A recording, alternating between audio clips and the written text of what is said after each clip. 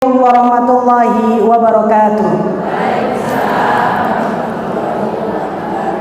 Rabbi shrah li sadri wa yassir li amri wahlul 'uqdatam min lisani yafqahu qawli. Alhamdulillahi rabbil alamin, wassalatu wassalamu ala asyrafil anbiya'i wal mursalin wa ala alihi wa sahbihi ajmain. Amma ba'du. Alhamdulillah, pada kesempatan pagi hari ini saya bisa memenuhi undangan yang diberikan kepada kami mungkin sekitar 2 minggu yang lalu ya, dan merupakan suatu kebahagiaan dan juga suatu kehormatan kami bisa hadir di tempat yang penuh berkah ini. Dan semoga apa yang kita niatkan tadi, dari kita keluar rumah, dari kita berjalan kaki menuju tempat ini, menjadi pemberat timbangan kita nanti di hari akhir. Amin, Allahumma amin. Kemudian salawat serta salam semoga tetap terlimpahkan kepada junjungan kita Nabi besar Muhammad sallallahu alaihi wasallam, yang mana telah mengeluarkan kita dari zaman kegelapan menuju zaman yang terang benderang seperti yang kita alami sekarang ini. Ketiga kalinya insya Allah saya diberi waktu 1 jam. Kenapa saya tanya? Karena biar tidak berlarut-larut nanti. Jadi walaupun mungkin sedikit, akan tetapi bisa bermanfaat apa yang kita sharingkan atau apa yang kita pelajari pada pagi hari ini. Ibu bapak sekalian, ada bapaknya ya. Oke. Yang kami hormati bapak-bapak, bapak takmir dan juga bapak pengurus masjid, dan juga bapak-bapak yang hadir dalam kesempatan ini. Semoga apa yang kita kaji hari ini bisa mendapatkan berkah dan juga rahmat dari Allah Subhanahu wa taala. Flashback Bu, ketika tahun 2013 kebetulan kami atau suami waktu itu dapat sebuah nikmat, yaitu beasiswa untuk melanjutkan studinya atau S2 di sebuah kota yang bernama Ismailiyah. Di kota Ismailiyah ini Bu, berada di kota atau berada di negara Mesir, yang mana kota Ismailiyah ini yang dilalui oleh terusan Suez. Ibu pernah baca ya terusan Suez ya. Jadi kita 2013 alhamdulillah tinggal di provinsi namanya Ismailiyah, yaitu terusan Suez. Ketika itu saya pribadi biasa ngajar di kampus di Muhammadiyah ya Bu ya, di D2 bahasa Arab. Akan tetapi ketika suami mengatakan, "Dek, sudah, kamu harus resign," berarti saya harus berhenti dari pekerjaan saya, yaitu mengajar sebagai dosen. Enak nggak kira-kira Bu, ketika kita disuruh suami yang biasanya bekerja, yang biasanya punya uang mungkin ya, terus kemudian disuruh berhenti Bu? Nggak enak, betul. Itu juga yang saya rasakan. Akan tetapi taat kepada suami adalah sebuah keharusan. Karena apa? Di dalam ketaatan tersebut akan ada berkah. Kemudian kata suami, "Bismillah Dek, kita pergi." Pergi kemana? Ke Ismailiyah, yang dimana di situ tidak ada orang Indonesianya. Orang Indonesianya hanya saya, yang ada orang-orang Cina dan juga orang-orang Mesir. Berarti kalau saya pengen ngegosip atau kalau saya pengen umek-umek sama teman saya orang Indonesia, saya nggak bisa. Kalau sama orang Cina kan juga nggak tahu bahasanya, sama orang Mesir juga bahasa Mesir. Ya walaupun saya juga tahu bahasa Mesir. Akan tetapi ternyata ada satu hikmah. Ada satu hikmah, yang hikmah tersebut yang mungkin biasanya dulu saya harus ke kampus, mungkin berangkat pagi, terus kemudian pulang siang atau sore. Ternyata di situ bismillahirrahmanirrahim saya mulai mentalkin putra saya, waktu itu berumur 6 tahun, 6 tahun setengah. Apa yang saya talkinkan? Yang saya talkinkan adalah ayat suci Al-Quran.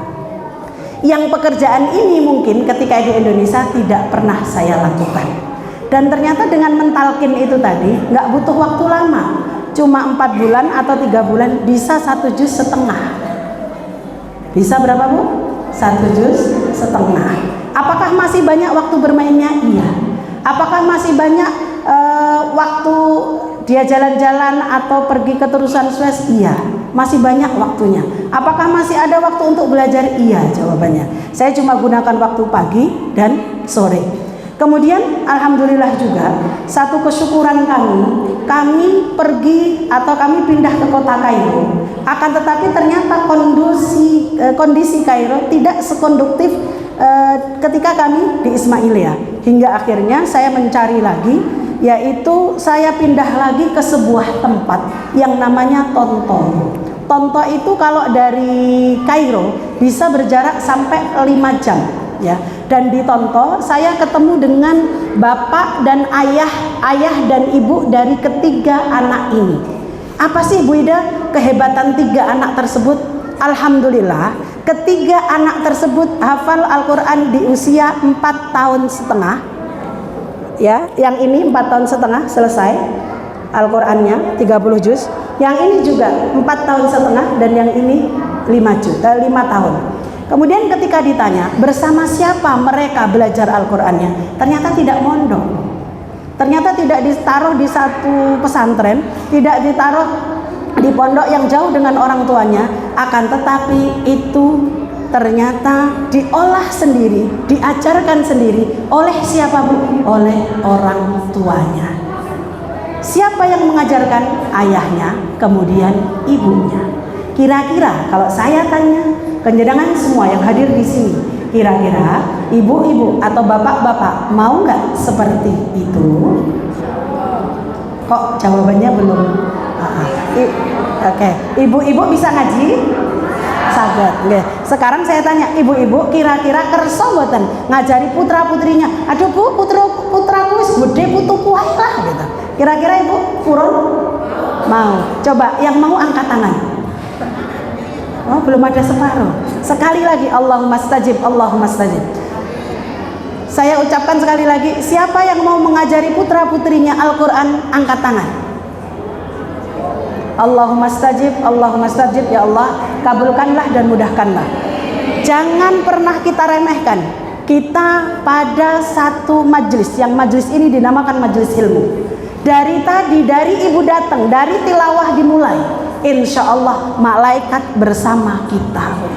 Dan konon dalam sebuah hadis disebutkan, ketika wa idza tuliyal Quran, ya, ketika dibacakan Al-Quran, maka ternyata malaikat itu tadi gerombol Bu, sampai mana? Sampai ila ananis sama. Apa itu? Ananis sama itu sampai langit yang ketujuh. Mereka desek-desekan pengen tahu siapa sih yang baca Quran, dan tetap berada di tempat tersebut.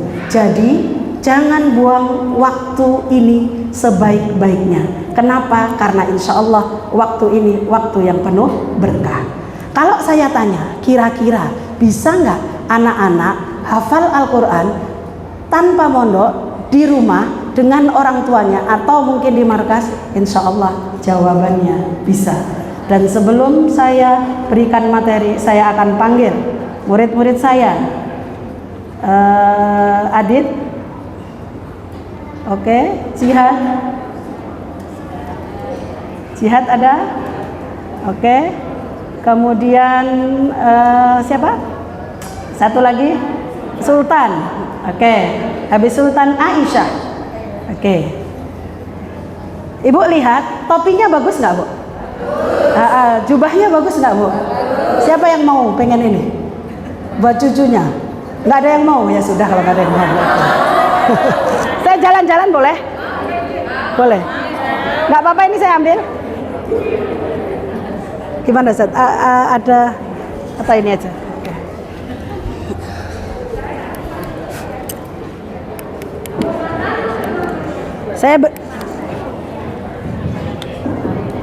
Ini bisa. Saya beri bocoran Bu. Kopiah ini saya order langsung dari negara Mesir. Jadi lewat pesawat terbang dari Mesir sana ke Jakarta, baru ke Surabaya. Nyapa Bu Ida kok nggak mau bikin sendiri di Indonesia? Enggak, saya pengen ngambil berkahnya. Ini Bu, kopiah ini biasanya dipakai untuk anak-anak atau orang-orang yang sudah hafal Al-Quran 30 juz. Coba lihat Bu, ya, kopiah ini. Nanti boleh Ibu pegang, boleh. Nah, diambil jangan, oke? Di sini ada doa kami dan ada harapan kami. Apa doa dan harapan kami? Alhamdulillah saya memakaikan kopiah ini ke kepala anak saya ketika anak tersebut masih punya hafalan 15 juz. Kenapa? Saya berharap dia bisa selesai. Alhamdulillah sekarang sudah 3 putra putri saya yang selesai 30 juz. Berarti ibu harus percaya bahwasannya cita-cita yang kita cita-citakan baik, insya Allah Allah akan memudahkan. Kalau ini saya rubah, saya pengen juga bukan hanya putra putri saya, tapi murid-murid saya dan santri-santri saya bisa hafal 30 juz, bisa Bu? Bisa. Jadi mungkin nggak ada ini di toko, pasar, grosir, pasar turi nggak ada. Insya Allah ini hanya di mana Bu? Ada di Kair. Oke, Bismillah. Nanti nggak promo kok, saya cuma ngasih tahu aja. Oke. Oke. Ini insya Allah, kenapa sih kok harus bawa anak-anak? Saya pengen mereka pede ketika mereka membaca Al-Quran. Orang kalau balonku ada 5 aja pede kok. Dapat pahala nggak? Enggak kok. Tapi ketika Bismillah 19 huruf, berarti 190 kebaikan. Dan saya pengen anak-anak ini juga mereka punya percaya diri untuk membaca ayat-ayat yang terbaik dari Al-Quran. Siap? Siap. Salam dulu. Assalamualaikum warahmatullahi wabarakatuh. Waalaikumsalam warahmatullahi wabarakatuh. Ya, a'udzubillahnya bareng yang keras. A'udzubillahi minasyaitonir rajim.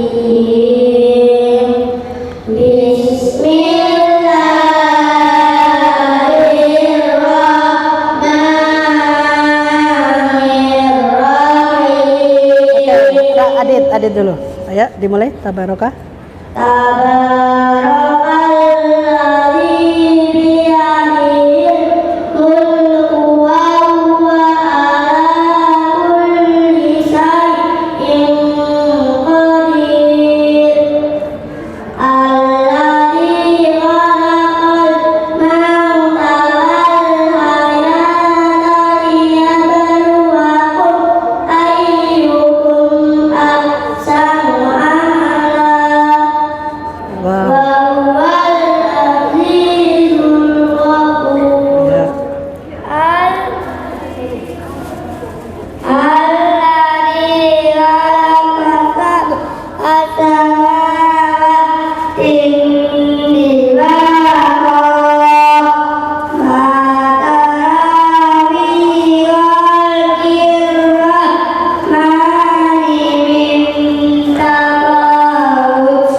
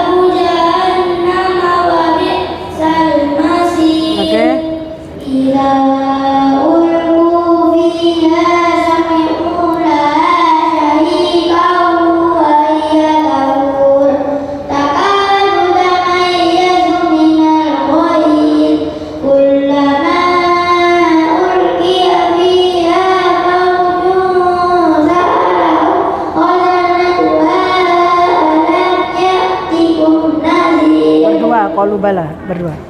Oh. Qalu bala qad ja'ana nadhirun fa anzalna wa qulna ma nazzala Allahu min syai'in in antum illa fi dhalalin kabir. Wa qalu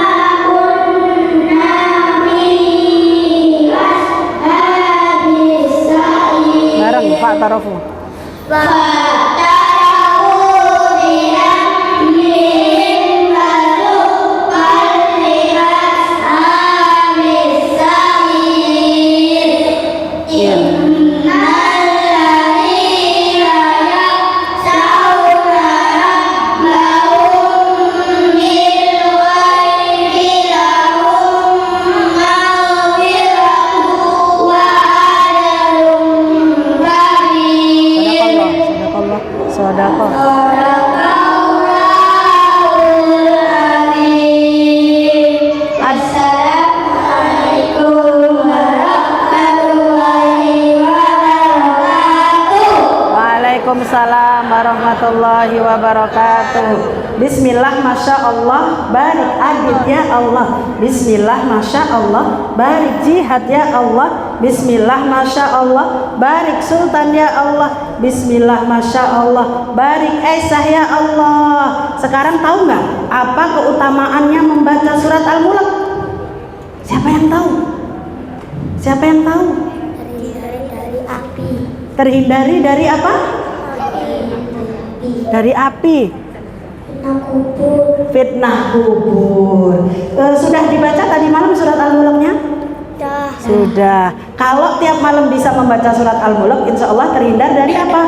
Fitnah kubur. Terima kasih Adit, terima kasih Jihad, terima kasih Sultan, terima kasih Aisyah. Boleh duduk lagi ya. Oke. Aisyah yang pertama kali. Oke. Insya Allah Bu, dingin tangannya, tapi nggak apa-apa ya. Oke, sudah. Ibu-ibu, coba lihat ke layar. Sudah bisa Ustazah? Iya, Oke. Ibu lihat. Ternyata pembagian umur manusia dalam menghafal Quran ada 5. Apa Bu? Dalam perut ibu. Ketika anak atau janin dalam perut ibu, bisakah diajak menghafal Quran? Jawabannya bisa. Kalau dalam ilmu kedokteran katanya musik klasik Mozart mencerdaskan anak-anak. Saya bilang Quran lebih akan mencerdaskan. Betul nggak Bu? Berarti bagaimana caranya? Sang ibu baca 1 juz, kemudian diulang sampai 5 kali. Secara otomatis berarti 1 hari itu sudah baca 5 juz. Kalau kali 30 berarti sudah 1 bulan hatam berapa? Hatam 5 kali hatam. Kalau hamilnya 9 bulan berarti hatam 45 kali hatam mendengar. Bayi yang keluar ketika sudah mendengar 45 kali hatam Al-Quran dengan bayi yang tidak diperdengarkan Al-Quran, kira-kira kalau diajari Al-Quran lebih mudah mana Bu? Mau nanti prakteknya? Mau, insya Allah. Kalaupun aku gak iso hamil lagi, bagikan tipnya ke siapa? Ke teman jenengan. Boleh juga ke mantu jenengan, boleh juga ke putra putri jenengan. Kemudian dari lahir sampai umur 7 tahun. Apakah dari lahir sampai umur 7 tahun anak-anak bisa menghafal Quran? Jawabannya sangat-sangat bisa. Bu, lo lek tak warai amma ya tasa'alun sambil gini. Ada nggak kalau mungkin cucu ibu atau putra jenengan ketika diajari, nah rumah nata amma ya tasa'alun. Jangan dikira Bu, dia tidak mendengar, tapi insya Allah dia merekam. Dari usia berapa? 0 sampai 7 tahun. Dan ternyata di usia ini adalah usia yang dinamakan dengan golden age. Apa itu golden age? Usia emas. Ketika usia emas berarti insya Allah yang masuk ke dalam otak mereka insya Allah akan terekam lama. Ya. Kemudian setelah itu usia 7 sampai 25 tahun. Setelah usia 7 sampai 25 tahun ini juga masa yang sangat bagus, yang dimana pemahamannya berangsur-angsur menjadi lebih baik. Kemudian usia 25 sampai 40 tahun ini kekuatan hafalannya juga masih bagus, akan tetapi diikuti dengan pemahaman yang lebih bagus juga. Kemudian usia 40 hingga meninggal. Sekarang saya tanya, ibu-ibu pengen putra-putrinya menghafal atau cucunya menghafal di fase yang pertama, kedua, ketiga, keempat atau kelima? Pertama. Oke, pertama sudah kita laksanakan. Kalau ketika di pertama sudah, berarti masih tetap nggak bisa kita laksanakan di fase kedua? Nah, targetnya ibu 7 tahun selesai atau di 40 tahun selesai? 7 tahun selesai. Siapa yang mau targetnya di usia 10 tahun? Berarti di fase keberapa? 3. Kalau ibu-ibu menghafal Qur'annya di fase keberapa? Fase keempat atau fase kelima? Siapa yang di fase keempat? Keempat? Alhamdulillah. Siapa yang di fase kelima? Oke. Sekarang bisa kita adu, Bu. Ya. Bisa kita adu fase masing-masing tersebut. Apakah berpengaruh, Bu Fatin? Iya. Apakah berpengaruh, Bu Ida? Iya. Coba saya panggilkan. Fatimah maju. Zalum maju. Kemudian siapa lagi? Sabita maju. Nia maju. Ini ada kitab namanya Tuhfatul Atfal. Tolong bukakan sana. Ada yang mau dapat? Mau? Nanti jawab pertanyaan saya dulu ya. Ya, saya bawa buku, Bu. Oke, sekarang ini Fatimah. Fatimah umurnya berapa tahun?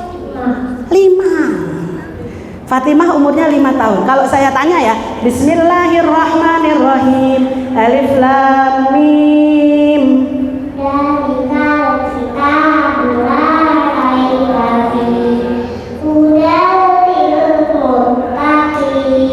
Bisa nggak, Bu? Bisa nggak? Bisa. Sekarang saya tes lagi. Bisa nggak Fatimah ini tulisan Arab-Arab ini? Siapa yang mau ngetes? Nggak ada berani yang ngetes ya. Oke. Ini terdiri dari 61 bait, Bu. Lihat ya, bahasa Arab semua ya. Ibu suka bahasa Arab? Mama. Coba Fatimah teruskan. Yaqulu raji rahmatil ghafuri. Bisa disem.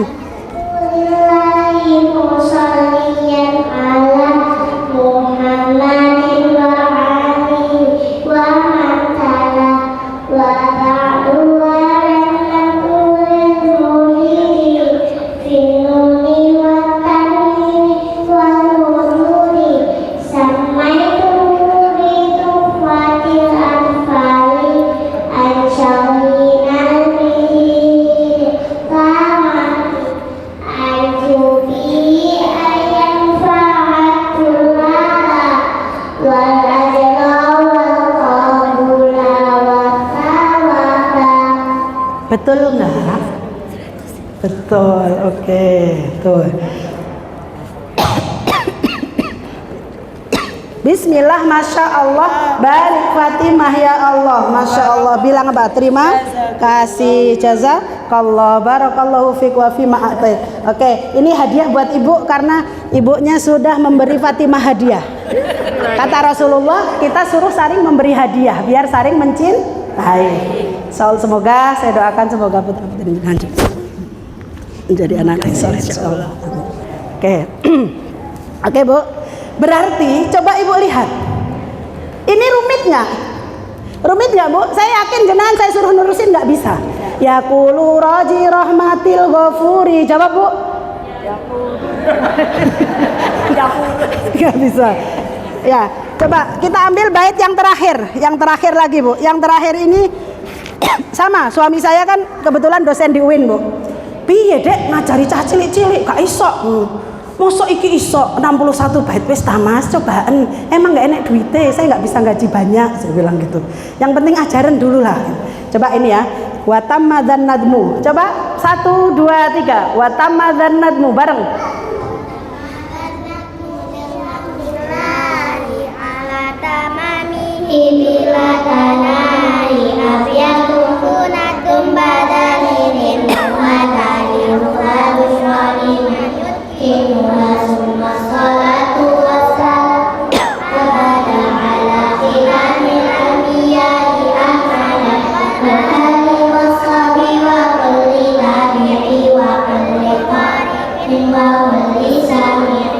Bisa, Ibu? Betul? Betul, iya. Dan itu adalah ilmu tajwid. Nazam dalam ilmu apa, Bu? Tajwid. Banyaknya berapa? 61 bait. Kok bisa anak-anak? Mama saya tanya, coba Fatimah bisa? Wajannatin alfafa. Inna yaumal fasli kana miqatan. Yauma yunfakhu fis-suri fatatuna afwaja. Kira-kira Ibu punya putu gini mau? Mau tahu caranya? Mau, oke. Sudah ya, duduk dulu ya. Oke. Nanti. Oke. Berarti Ibu, ternyata betul 7 tahun bisa. Fatimah apakah sudah 7 tahun? Belum. Berapa usia Fatimah? 5 tahun. Insya Allah Fatimah sudah hafal juz 30 bisa, juz 29 bisa, bukan juz tomat, juz apel, juz mangga ya. Juz 1 juga bisa, juz 2 saged, juz 3 saged, juz 4 saged. Berarti alhamdulillah insya Allah Fatimah sudah 6 juz. Umurnya berapa? 5 tahun. Saged ta Bu Ida? Saged. Percaya? Percaya? Saya bina ibu-ibu Bu, 20 tahun belum ada yang 30 juz. Betulan. Saya sedih, inna lillahi wa inna ilaihi rajiun. Karena yang tertinggi baru 5 juz. Ya. Anak-anak, bina anak-anak 6 tahun alhamdulillah sudah dapat 20 orang yang sudah selesai 30 juz. Berarti hebat ibu-ibunya atau putra-putrinya? Oke. Lanjut dulu ya. Lanjut ke sana Elo. Oke. Ini Bu, keutamaan ketika anak-anak kita belajar Al-Qur'an di usia kecil. Man ta'allamal Qur'ana wa huwa fatiyus sinni khallatahu Allahu bilahmihi wa damihi. Barang siapa yang belajar Al-Qur'an, menghafalkan Al-Qur'an ketika usia kecil atau ketika usia dini, maka Allah sendiri yang akan mencampurkan Al-Qur'an tersebut dalam darah dan dagingnya. Ini hadis riwayat Bukhari. Jadi, dan kita lihat bagaimana Imam Bukhari, kemudian Imam Syafi'i, di usia berapa mereka hafal Quran? Imam Bukhari konon di usia 7 tahun menjadi imam di usia 9 tahun. Imam Syafi'i berapa tahun? Juga sama seperti itu. Berarti kalau Al-Quran tersebut sudah selesai di usia kecil, insya Allah Allah sendirilah yang akan mencampurkan Al-Quran tersebut dalam darah dan daging anak tersebut. Kemudian yang kedua, saudara, coba lihat di antara keutamaan yang lain. Ketika orang tersebut, ya, ketika Fatimah tadi membaca amma yatasaalun atau bismillahirrahmanirrahim atau alif lam mim, 3 ayat. Berapa pahala yang didapatkan oleh Fatimah? 3 kali 10, 30. Apakah ibunya Fatimah dan ayahnya Fatimah mendapat pahala yang sama? Sama. Ditulis untuk ayahnya, ditulis untuk ibunya. Padahal ayahnya lagi kerja, padahal ibunya juga lagi masak. Akan tetapi karena Fatimah belum akil balik, pahala, catatan pahala tersebut untuk Fatimah dapat, untuk ayah ibunya dapat. Sebaliknya, ketika Fatimah melakukan dosa, tidak dicatat untuknya dan juga tidak dicatat untuk kedua orang tuanya. Jadi ibu-ibu mending mana? Bintang kecil atau amma yatasaalun? Mana Bu? Betulan? Betul? Oke. Lanjut ke sana. Oke. Ternyata ketika anak-anak tersebut, ya, ada sebuah kaum yang akan diazab. Diazab untuk apa? Untuk diazab oleh Allah. Akan tetapi azab tersebut nggak jadi Bu, diangkat. Karena ternyata ada seorang anak kecil yang membaca Alhamdulillahi Rabbil Alamin. Ternyata azab tersebut diangkat. Tidak 1 tahun, tidak 2 tahun, tidak 5 tahun, tidak 10 tahun. Ternyata azab tersebut diangkat selama 40 tahun. Karena apa? Karena bacaan Al-Quran yang dibaca oleh seorang anak kecil di antara mereka. Dan ternyata juga ada salah satu keistimewaan lagi yang tidak kalah penting. Ibu pernah memahat nama orang yang dicintai di atas batu? Suamiku tercinta siapa gitu. Pernah Bu? Nah, Ibu coba lihat, ketika Ibu mahat di atas batu, susah atau mudah? Susah. Tapi 10 tahun, 20 tahun hilang atau tidak Bu? Tidak. Makanya ada satu statement yang mengatakan at-ta'allum fis sighari kan naqsi 'alal hajar. Belajar di waktu kecil bagai mengukir di atas batu. Belajar sesudah dewasa laksana mengukir di atas. Betul Bu? Betul? Betul. Betul? Betul. Ibu pengen di atas batu atau di atas air? Batu. Berarti harus dari kecil, oke. Sampun nggih? Paham? Sudah habis ya waktu saya, Bu? Belum. Oke. Lanjut sudah. Sekarang coba lihat, Bu. Dr. Khalid Shantut, ya. Beliau ahli pendidikan mengatakan, ya Bu, lingkungan dalam mendidik anak atau putra-putri kita tetap punya prosentase. Keluarga juga punya prosentase, sekolah juga punya prosentase. Dan prosentase ini semuanya ada 3 komponen. Ternyata yang paling besar bukan di sekolah, bukan di lingkungan, tapi yang paling besar adalah di keluarga. Prosentase keluarga memegang 60%. Prosentase lingkungan hanya 20%. Sekolah juga 20%. Makanya di sini di keluarga harus kita kuatkan. Kenapa? Karena memang prosentase pendidikan tersebut adanya di keluarga dan paling banyak di keluarga, yaitu pinten Bu? 60%. Kalau sang anak sering melihat ibunya mengaji, ayahnya mengaji, secara otomatis anak tersebut pun juga akan pasti suka mengaji. Kalau umpama sang anak sering melihat bapaknya dan bundanya sering ke masjid tanpa disuruh pun pasti anak tersebut suka ke masjid. Ikut mi. Karena apa? Kata Rasulullah, al-qudwah al-hasanah min ahsani asalibit tarbiyah. Contoh yang baik adalah metode pendidikan yang paling baik. Lanjut Saudara. Oke. Lah, ini Bu, anak-anak tadi Bu Ida, kalau ketika mereka apa? Mereka menghafal, kira-kira apa nutrisi yang dilakukan?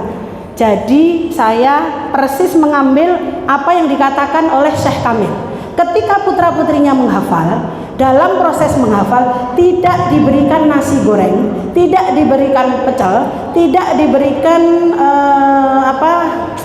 lontong balap, Bu.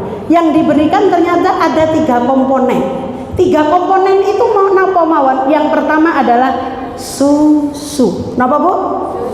Susu. Dan susu ini khusus Ibu jangan cari susu coklat, jangan rasa stroberi, jangan rasa green tea, jangan rasa almond. Bagaimana? Yang murni. Kenapa? Karena dalam susu, ya, yang minuman yang sekaligus bisa menjadi makanan adalah susu, tidak ada di yang lain. Ya, dan di dalam susu Rasulullah berdoa, bukan Allahumma barik lana fima razaqtana, tapi Allahumma barik lana wazidna, dan tambahkanlah darinya kebaikan-kebaikan yang banyak. Setelah susu kira-kira apa Ibu? At-tamar. Apa itu at-tamar? Kurma. Wa huzzi ilaiki bijid'in nahlati tusaqit alaiki rutaban janiya fakuli washrabi wa qarri aina. Jadi disuruh makan kurma, disuruh makan rutop. Kenapa? Karena ketika anak tersebut atau kita memakan rutop, maka akan menyejukkan pandangan. Loh Bu, anakku gak gelem kurma. Kemudian juga gini, cucuku gak mau Saudara kalau kurma itu. Gak mau karena apa Bu? Belum terbiasa. Sama, murid-murid kami juga dulu pertama 1 aja gak mau Bu. Karena sudah suka bisa 9 kurma habis, 10 kurma habis, 5 habis. Kira-kira sehat mana? Ciki-ciki atau kurma? Yang tersedia di kulkas, kurma atau teh botol sosro? Kurma ajwa, Masya Allah. Tapi memang lebih mahal ya. Oke. Kemudian selain itu apa lagi Bu? Madu. Kenapa Bu? Madu. Kenapa? Karena ketika anak-anak menghafal, mereka butuh apa Bu? Butuh energi atau butuh zat gula. Dan zat gula yang terbagus adalah zat gula yang dihasilkan dari bahan-bahan alami, bukan zat gula sintetis. Mahal mana? 600 ml madu atau 600 ml minuman jus madu. Lebih banyak mana? Madu atau Orson yang di rumahmu? Aduh, oke. Berarti nanti jenengan callingan sama bapak, ya koyo harus kita rubah deh, jangan Orson lagi, beli madu aja. Berarti apa bu minumannya tadi, makanannya? Ada nggak yang tahu apa manfaat kalau anak-anak belajar Al-Quran sejak dini? 4 hal tadi, siapa yang bisa? Siapa yang bisa? Ya, yang ibu yang keren? Satu? Nggih, monggo. Yang kuning sama coklat ibu maju ke depan. Monggo, nggak apa-apa. Yang oren. Silahkan. Kan saya pengen tahu masuk atau enggak yang saya ini kan tadi. Monggo.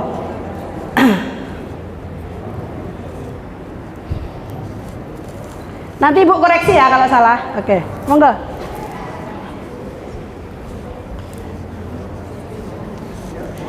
Mulai.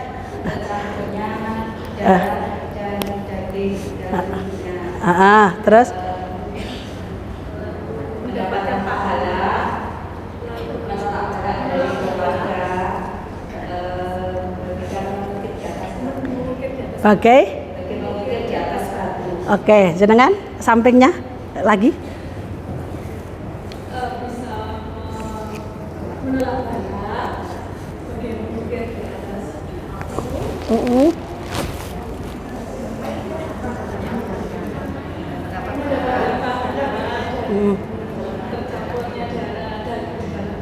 Dalam darah dan dagingnya. Oke, karena hari ini saya berbaik hati, insya Allah jenengan karena sudah bisa menjawab pertanyaan, saya beri hadiah 1 buku ini. Yang ibu pertama yang jawab, silahkan. Oke, insya Allah. Tapi dengan syarat ibu harus baca. Oke.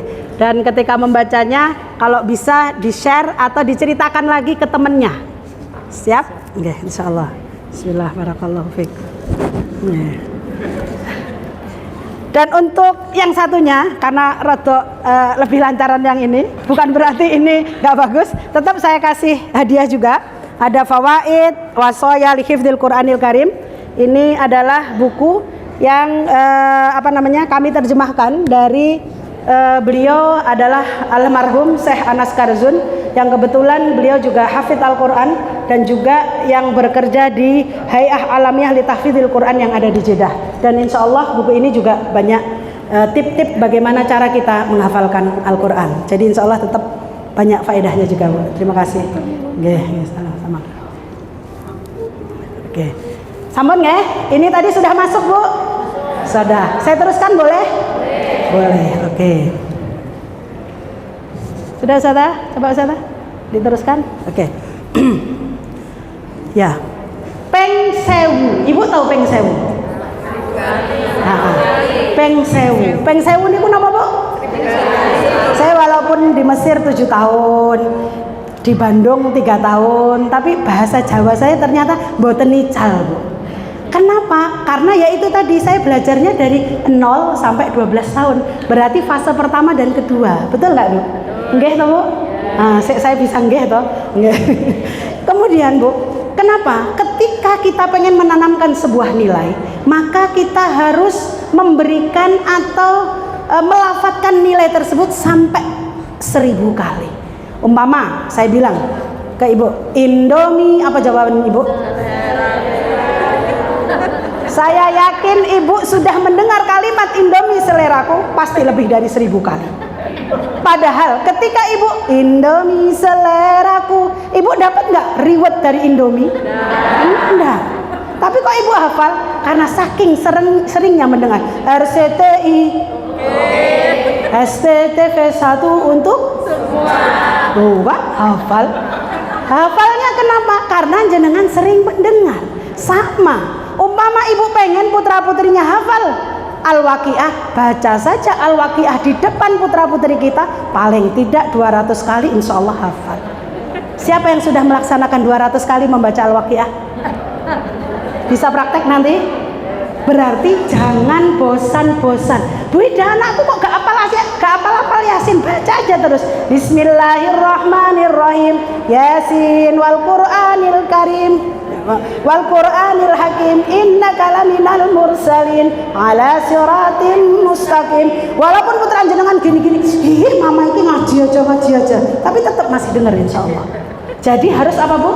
1000 kali. Kalau 1000 kali insya Allah hal tersebut akan ada dalam otak anak tersebut. Lanjut ke sana. Oke. Biar tidak mudah lupa. Membuat darah biru. Kalau saya tanya, darahnya jenengan semua merah atau biru? Merah. Biasanya darah biru itu untuk apa sih? Untuk keturunan kiai, ningrat, raden, roro, jonggrang dan lain sebagainya. Semua dijuluki dengan darah biru. Kalau saya tanya, bisakah kita membuat darah biru dengan Al-Quran? Bisa nggak? Ibu pernah dengar as-salatu wassalamu alaik? Pernah dengar? Kapan biasanya itu Bu? Subuh. Ibu tahu nggak siapa yang baca tersebut? Embuh Bu, orang tahu kenalan. Hah? Saya kasih tahu mau? Mau? Hah. Namanya Syekh Khalil Khusori. Khalil Khusori. Bu, saking pundi? Saking apa namanya? Gunung Sari Indah ya? Enggak. Beliau dari Mesir. Kalau sore-sore biasa Ar-Rahman 'allamal Qur'an. Itu juga bacaannya Syekh Khalil Khusori. Ibu tahu Syekh Khalil Khusori satu-satunya orang yang pernah membaca Al-Quran di Gedung Putih. Dan dengan bacaannya ternyata 17 orang non-muslim masuk Islam. Khalil Khusori. Ibu tahu apakah bapaknya seorang hafidh Quran? Enggak. Apakah ibunya seorang hafidhah Quran? Enggak Bu. Bapaknya bekerja membuat tikar Ibu. Bapaknya bekerja membuat apa Bu? Tikar. Tapi ada satu amalan yang dimana amalan ayahnya ini, beliau mempunyai amalan mungkin kecil, akan tetapi beliau lakukan tiap saat dan istiqomah. Apa amalannya Bu? Suatu hari, saya ceritakan dulu mimpinya ya. Beliau bermimpi keluar dari tulang rusuknya buah anggur. Jadi batang-batang anggur, tangkai-tangkai anggur, dan anggurnya ini penuh dengan buah. Orang berduyun-duyun mengambilnya, berduyun-duyun mengambilnya, berduyun-duyun mengambilnya. Dan anehnya anggur yang ada di tulang rusuknya itu tidak habis. Datang lagi orang lagi tidak habis lagi, datang lagi orang lagi tidak habis lagi. Dan mimpi tersebut tidak hanya terjadi sekali, tapi terjadi beberapa kali, hingga akhirnya beliau gelisah. Kemudian beliau pergi ke Syekh. Ya Syekhi, ra'aitu fil manami anni kada wa kada wa kada. Wahai Syekh, aku melihat dalam mimpiku seperti ini dan seperti ini. Kemudian apa kata Syekh? Hallaka ibnun? Hallaka ibn? Hallaka ibn? Apakah kamu mempunyai seorang anak? Naam, li ibn. Ya, saya punya seorang anak.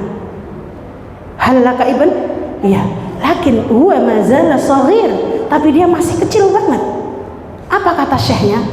Anakmu yang kecil tersebut jangan kamu sekolahkan kemana-mana, sekolahkan dia ke Al-Azhar. Dan betul Bu, dituruti, disekolahkan ke Al-Azhar. Dan ibu tahu, ternyata anak tersebut 8 tahun selesai 30 juz. Ya. Dan anak tersebut itulah yang setiap kalau ibu sahur as-salatu wassalamu alaik, itulah anak yang 8 tahun selesai Al-Qur'annya.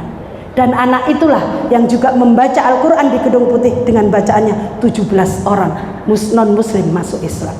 Apakah pekerjaan sang ayah? Apakah sang ayah seorang hafidh Quran?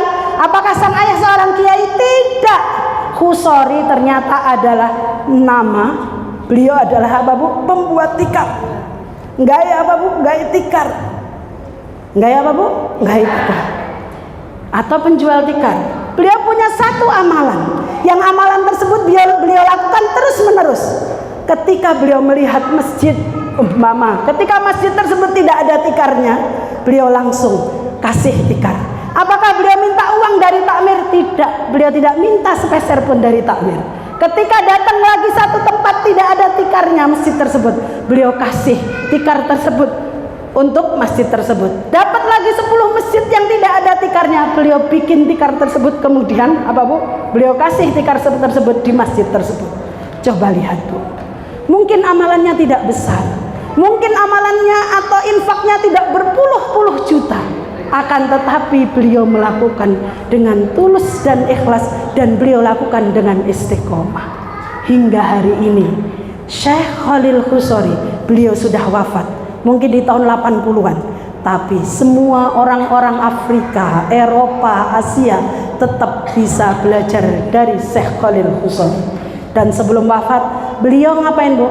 Beliau merekam bacaan Qur'annya 30 juz, dan beliau tidak mengambil satu peser pun dari rekaman tersebut. Ya. Nanti mau bacaan Syekh Khalil Khusari saya punya, diinstal, bisa di laptop atau bisa di laptop atau bisa di komputernya jenengan. Kira-kira butuh 5 sampai 8 GB, yang itu nanti bisa disetel sampai berapa Bu? Sampai 1000 kali. Satu ayatnya bisa kita setel sampai 1000 kali. Mau Ibu? Mau? Nih nanti bisa dengan asisten saya Ustazah Elok ya. Bisa langsung hubungi. Lanjut.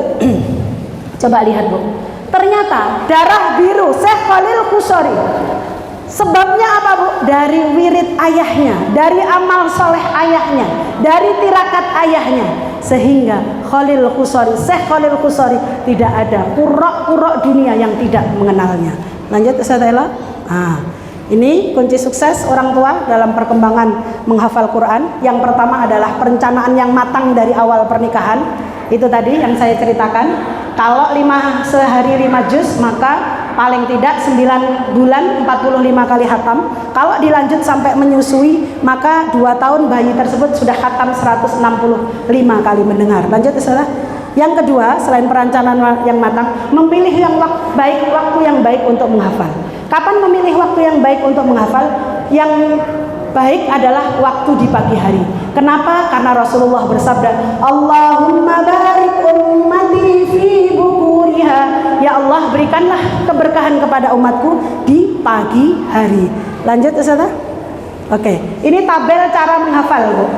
Ibu terserah mau pakai yang mana. Kalau mau kita mentalkinkan 1 ayat, maka butuh waktu 17 tahun. Kalau 2 ayat butuh waktu 8 tahun. Kalau 3 ayat butuh waktu 5 tahun. Kalau 4 ayat butuh waktu 4 tahun. Kalau 5 ayat butuh waktu 3 tahun. Kalau 6 ayat butuh waktu 2 tahun. Kalau ibu umpama pengen setengah halaman ya, berarti ibu butuh waktu 3 tahun. Kalau 1 halaman Ustazah bisa 1 tahun 8 bulan. Kalau ibu bisa 2 halaman cuma butuh waktu 10 bulan. Terserah ibu mau ambil yang mana. Bagi saya, mulailah dari sesuatu yang paling mudah. Yang paling mudah. Yang paling mudah bagaimana? Aku cuma bisa 3 ayat tiap hari. Enggak apa-apa. Anakku 2 ayat usrek 1 ayat aja. Enggak apa-apa. 1 ayat berarti 40 hari An-Naba selesai. Amma yatasaalun, amma yatasaalun, amma yatasaalun, amma yatasaalun. Gak iso bu. Biarin aja, tetap aja Bu. Amma yatasaalun. Coba lihat, ketika ibu bilang amma yatasaalun, amma yatasaalun, amma yatasaalun, apa yang akan terjadi Bu? Ibu sudah berbuat kebaikan dan ibu juga sudah mendapatkan pahala kebaikan. Lanjut Ustazah. Lanjut. Hafalan Al-Quran adalah homemade, bukan home delivery.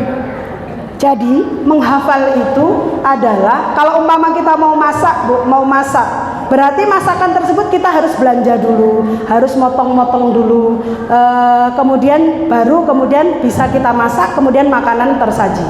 Kalau di restoran kita tinggal mau nasi kebuli umpama, mau kebab, bisa langsung cepet. Karena apa? Restoran Bu. Tapi kalau homemade ya, masakan kita sendiri, prosesnya perlu lama dan perlu kesabaran yang ekstra. Lanjut Ustazah. Bagaimana proses hafalan itu masuk ke dalam akal kita? Yang pertama lewat talaki. Umpama saya suruh jenengan melanjutkan ya. Bismillahirrahmanirrahim. Qul huwallahu ahad. Coba lanjutkan Bu. Allahu samad. lam yalid wa lam yulad.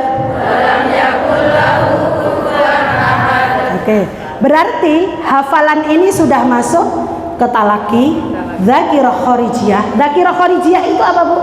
Bagian otak yang paling luar. Dzakirah dakhiliyah, bagian otak yang dalam lagi. Yang nomor 4 umkul batin. Umkul batin itu alam bawah sadar. Ketika saya bilang idza waqa'atil waqi'ah khafidatur rafi'ah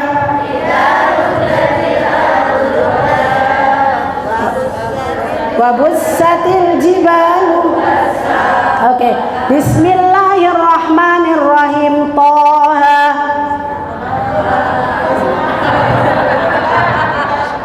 Illa tadhkiratan liman yakhsha.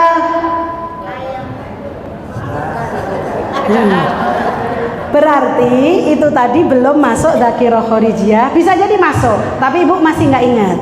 Bisa jadi juga dzakirah dahiliyahnya juga belum, umkul batinnya belum. Saya tanya, ibu-ibu habis surat Yasin surat apa? Hah? Habis surat Sofat? Coba Nia ke sini Nia. Lanjut Ustaz Ella, lanjut. Oke. Nia, ada Nia.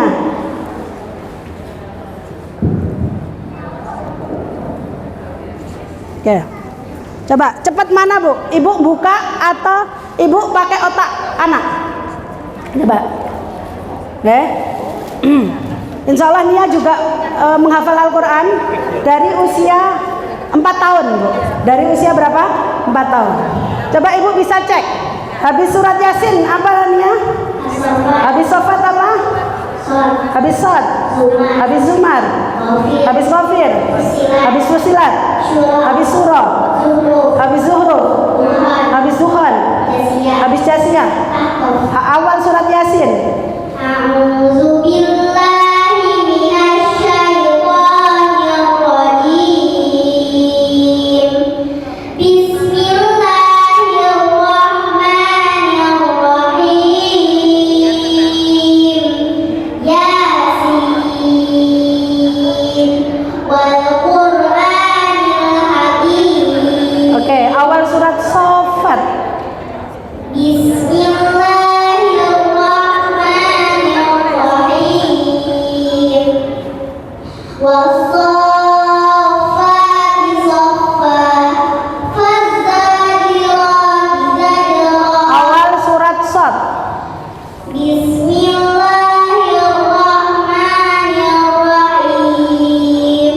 Shad wal Qur'ani dzidzikr. Balil ladzina kafaru fi 'izzatin wa shiqaq. Oke, surat dalam Al-Quran yang diawali dengan alif lam mim. Ada di surat Al-Baqarah. Coba baca Al-Baqarah. Bismillahirrahmanirrahim. Alif lam mim. Dzalikal kitabu la raiba fihi. Oke, baca lagi ada di surat Ali Imran. Bismillahirrahmanirrahim. Alif lam mim. Allah. Allahu la ilaha illa huwal Hayy. Qayyum. Nah, ulangi nggak apa-apa. Allahu la ilaha. Allahu la ilaha illa huwal hayyul qayyum. Oke, ada lagi di surat Ar-Rum. Bismillahirrahmanirrahim. Alif lam mim. Ghulibatir Rum fi adnal ardi wa hum min ba'di ghalabihim sayaghlibun. Oke, Ibu, ini dulu 4 tahun masuk ke kami. Sekarang umurmu berapa? 9. Berarti dia sudah 5 tahun. Dan kemarin insya Allah sudah disemak 10 juz sekali duduk. Waktu itu mau masuk TK, sebetulnya sudah bayar TK-nya, Bu. Terus saya bilang karena ibunya mahasiswi saya, wis leboknoe pagi karena kalau sore cuma 1,5 jam. Kalau pagi dia bisa 5 jam. Lah tapi udah bayar ya Ustazah, udah bayar di TK. Alah kamu takut gak bisa ngajari baca atau gampang itu nanti saya ajari, saya bilang. Terus kemudian ternyata sama ibunya, ya sudah bismillah. Dan alhamdulillah ternyata kakaknya pun juga selesai dan adiknya juga selesai. Kakaknya juga butuh waktu 3 tahun untuk selesai. Karena waktunya sudah habis, saya cukupkan di sini dulu. Ini sebetulnya masih banyak materi. Billahi taufiq wal hidayah, waridho wal inayah. Wassalamualaikum warahmatullahi wabarakatuh.